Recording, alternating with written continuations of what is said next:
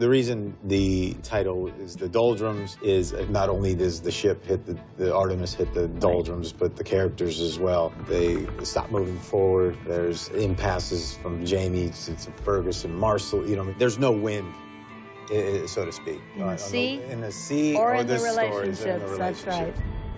This was our big move. We finished off with our Scottish filming, and we picked up and moved production half a world away to South Africa. I mean, we started talking about this a long time ago. We had been joking around the set, even first season 1, like, oh, when we get to the ship stories, we should steal those black sails. We should, yeah. How many ships do they have down there? They had 3 ships, and we used all 3, and we repurposed them and redesigned them, but they never used the Artemis. That was our ship.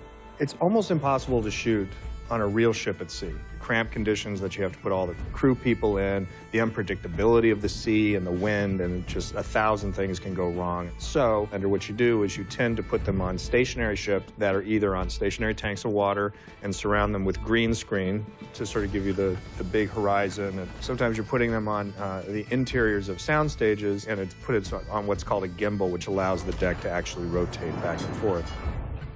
Superstitions on the sea go to this day. There's a lot of variation in the superstitions of the time, too. Different ships had different superstitions. And we point that out. We could have done an episode on just how many superstitions, so we had to narrow them down.